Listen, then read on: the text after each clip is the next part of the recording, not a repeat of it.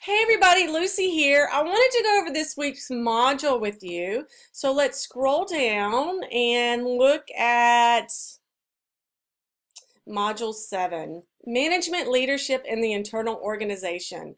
I really like this portion of the class because my PhD is in Leadership Studies from Our Lady of the Lake University in San Antonio, Texas. And so I research in this area, I publish in this area, I teach in this area, and of course I've been in different managerial or leadership roles throughout my life. You know, I have my own promotional company, I've been in management, at the residential property industry. You know, I've had sales territories where I had to work as a business sales rep, for example.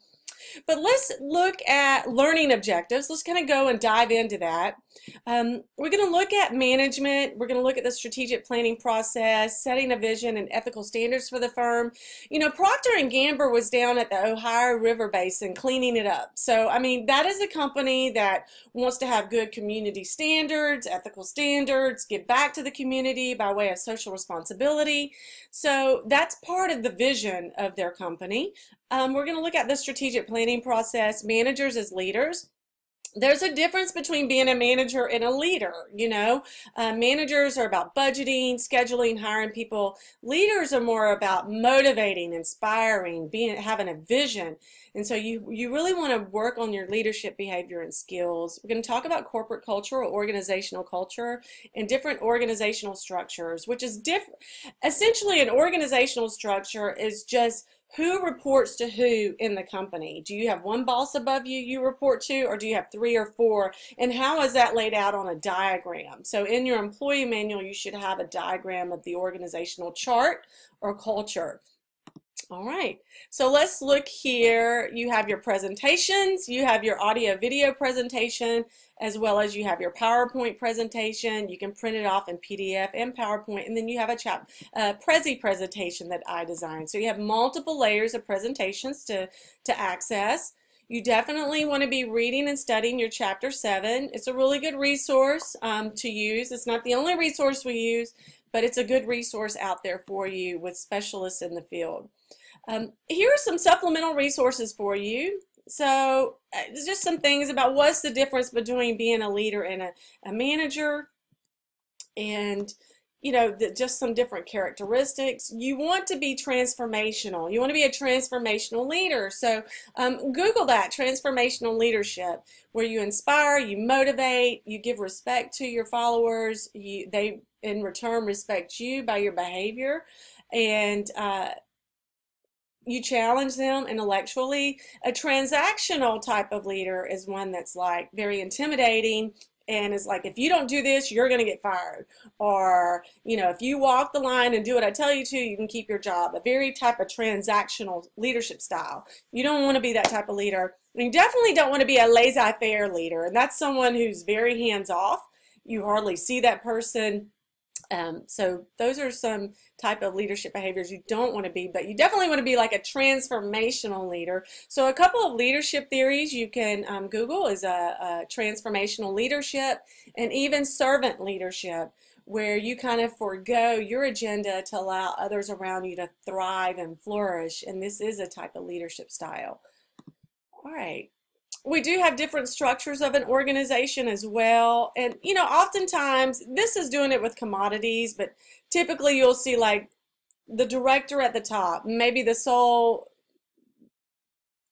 pedology manager, sole physics manager, sole chemistry manager. So typically you will have the different job titles. But as you can see, organizational structures are diagrammed. They're often diagrammed, and they just lay out where everybody sits in the organization. People at the top of the diagram have more power, make more money, have more responsibility, and as the diagram flows through, that's you know, lesser power, lesser income, and then it reverts back to who you report to.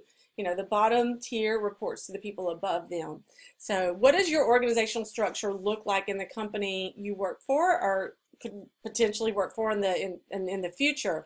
Do you have a lot of layers of people you report to? Like when I was in outside sales, I had to report to my district manager, but I also had to kind of answer to my sales manager. But when I was doing my company, my music promotion companies, I didn't really report to anybody. I mean, of course, the musicians I worked with, you know, but I was the owner of that company. So you have many different things. You can even take a self-assessment here, kind of an organizational behavior self-assessment to see what type of organizational structure that you would prefer. So let's look at what you're going to be doing. So your discussion forum is on organizational culture. So organizational culture, every company has their own type of culture, just like when you think of a country like Japan. They're very collective. They like to be in groups and, you know, and do things in groups, where in the U.S. we're very independent. In the Middle East, the women wear jababs and have to cover up. In India, they don't eat meat or beef. It's considered sacred. So just like a country has their own culture and language and customs and attitudes, companies do too. And like, for example, Google is very innovative. They have free cafeteria for their workers. They let their workers take a break when they need it. You know, it's very casual. You can wear jeans. But then there's other companies where the culture is very strict and stiff. You know, you can't leave a minute past 5 on Fridays.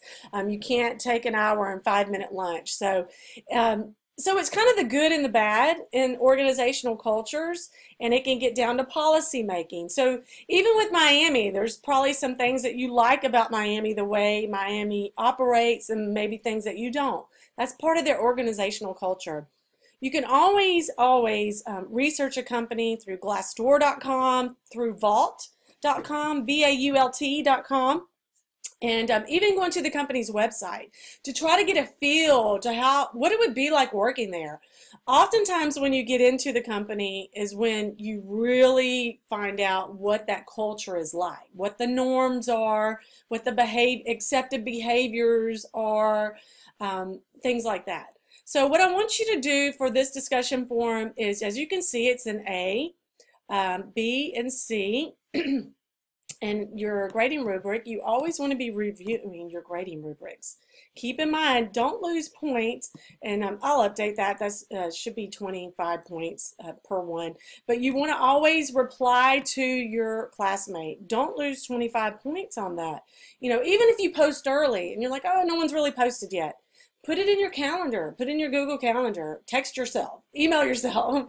You know, I got to go back and post on that discussion forum. It's a lot of points to lose, and I don't want you to lose those points. So here I want you to research a company, firm whose goods and services you purchase often, using the internet or personal buying experience. And I want you to identify key points which signify the company's organizational culture. So I want you to describe what that organizational culture is. You may have firsthand experience. You can definitely use a company you're familiar with.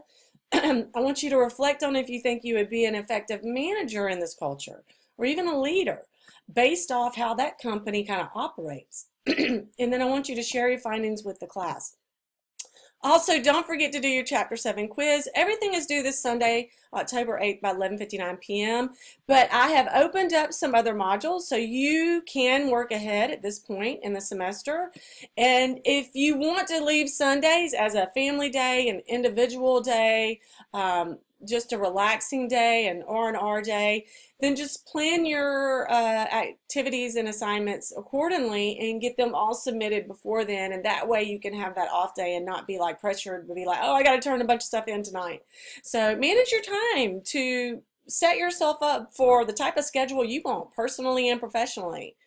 Okay, well, I will talk to you later. If you need anything whatsoever, please do not hesitate to reach out to me via email, text, call me. I do have posted office hours on the syllabus that you can also meet with me in person. So just let me know what you need. That's what I'm here for. I hope you have a great rest of whatever you're doing. Have a great rest of your week. Talk to you later. Bye.